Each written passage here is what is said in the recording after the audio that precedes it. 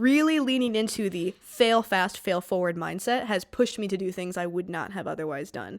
You know, we talked a lot in the class that we did at Penn State and other projects we've worked on after about this fear versus love mentality. And I think being absolutely willing to stick it to fear was not something I had in me prior to fall 2019.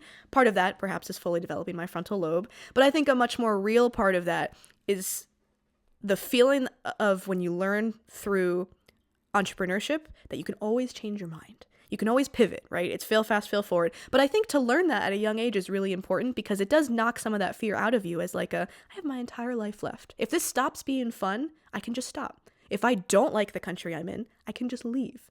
And I don't know why that's so hard as young people to wrap our minds around, that we don't have to make commitments right now for the rest of our lives. You can commit to something now and still change your mind.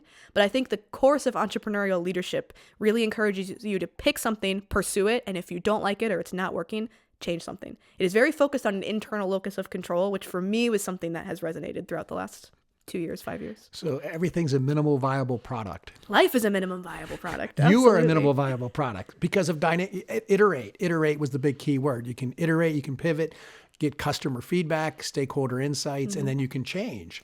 And we teach it in the context of a product or a business, but the whole thesis of the class that we taught, Greg, was that you yourself are a product you're taking to market every day, and you should be iterating on yourself as if you were a business idea going to market the same way you would if you were an iPhone. With every new update, you're changing things and making it better based on the feedback and based on how you're experiencing the product. That is the thesis, that you as a human being in that class treat yourself as a product and as a service, and you're here to serve the world versus, the world serving you.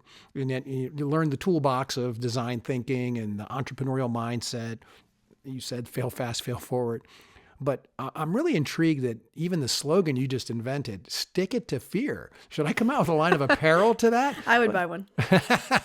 But you just invented that. Why you versus the person sitting next to you did you absorb and this get to you at the level that it did? Why?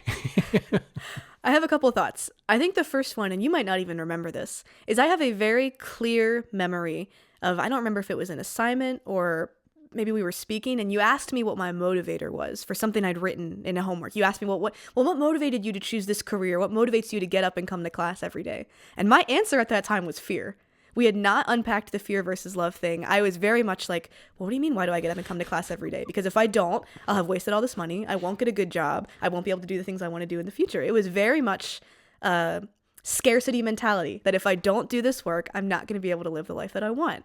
But I think having to vocalize that to you was almost so embarrassing for me that I was like, how can that be the thing that's making me get out of bed every morning? How am I so not excited or not enthusiastic about my life that the thing motivating me is the fear of what will happen if I don't versus the desire and excitement to get up and do something? I think that was one big piece, was having to vocalize that and admit that to yourself is challenging, especially when you're young. I think the other piece, and you and I have discussed this a little bit, about what gets someone to the point where they're willing to stick it to fear. And I think where we landed is its confidence. And if you're a 19-year-old, it's hard to have the level of confidence required for that. But through the course curriculum that we set up, especially with the stakeholder audit, which is this assignment in which we sent out a survey to our teachers and parents and friends to see what they thought about us, I still have my results from that survey because the things that people wrote about me were not the way I would have identified myself.